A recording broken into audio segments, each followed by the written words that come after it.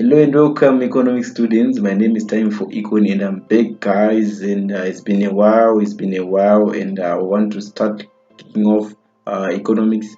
And today, guys, we are going to be continuing on our economics journey, whereby I have to look at economics. What is economics? Because right now, this is going to be one of the most important things that you have to know. Because I'm back. It's been a year, guys, whereby I've been preparing videos of economics, but right now I'm back, guys. I'm back, and we should start the journey to economic mastery. So let's begin with our first tutorial of the day. So what we are looking at right now is what is economics. So everyone has his own definition of economics, guys. So what you have to know is that economics is a social science, which means we are studying society. That's why you call it a social science, whereby it studies the production and distribution and consumption of goods and services. That's just economics. So you should know that there's supposed to be production first, then distribution follows, and there's consumption of goods and services, because we know that goods have to reach the final consumer of the product. That is the consumption, because we have what you call even the marginal propensity to consume, whereby every extra unit that is then produced, which is undergoing production and distribution, supposed to be consumed. That's extra unit supposed to be consumed. That is marginal propensity to consume. So which means consumption is very important when you talk about economics, which means the issue of social science means that we are studying production, we are studying distribution, we are studying consumption. So that's what economics is. Also, we should know that it explores how individuals, businesses, governments, and society make choices to allocate resources to satisfy their needs and wants. Which means that when you talk about exploring the individuals, at the individual level, I'm talking about myself and you. That is the individual level that we're talking about. When you talk about businesses, we're talking about small to medium enterprises. We're talking about large businesses. Also, the government playing a role in defining and in exploring what economics means, and also societies, which means we are forced to make choices because we are dealing with scarcity, and that we have scarce resources, which means there's always going to be a shortage. That's why we are forced to make choices. That's why we should allocate resources, because they are limited in supply. Meaning to say, we should satisfy our needs and wants by making choices. And we know that choices vary into three main ways, by answering the three fundamental basic economic questions, which is what to produce, how to produce, and for whom to produce for. And you always have to compare the current choice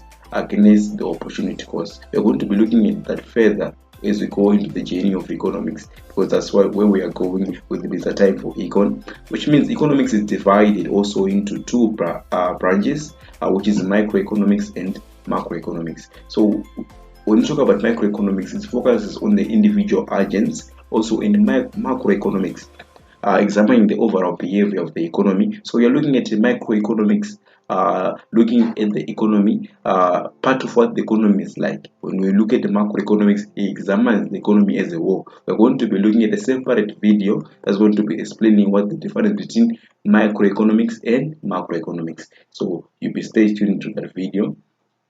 So moving forward, I'm going to give you the summary of what we have been doing in our video, in our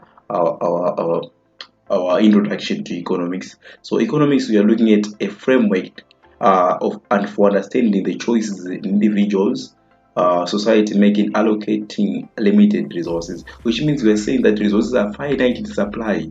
They can be exhausted. They can we are looking at the exhaustion of resources, which means by limited supply, we mean that they can be exhausted. You can reach a certain level whereby those resources are not going to be available for the future generations. So you have to know that these resources are limited in supply. They are limited resources. That's why we should understand the issue of choices. We should understand choices at an individual level, at a society level, whereby we leave resources available for the future generations, so that they can continue to consume those products, those production channel and the distribution channel that we leave them, so that they continue to have consumption of goods and services, having variety in society. And also it encompasses a wide range of topics, from individual decision making to complexities of global economics, making it a fundamental discipline for comprehending and navigating the intricacies of the modern world. So you should know that economics is a modern way of thinking. We're looking at issue of encompassing the decision making from individual level, how it shapes the way in which society functions. So we're looking at economics being a study of choices. That's why we're looking at the modern world. It's being dynamic, but the dynamism is coming from the fact that we should continue to make choices, we should continue to make the research, and continue to look at the fundamental disciplines from navigating the everyday choices that we make in the modern world that we are now living in, the digital world, and now in the 21st century. So we should look at economics being as a study of choices. So thank you so much, students, for staying tuned for my first video of Time for Econ.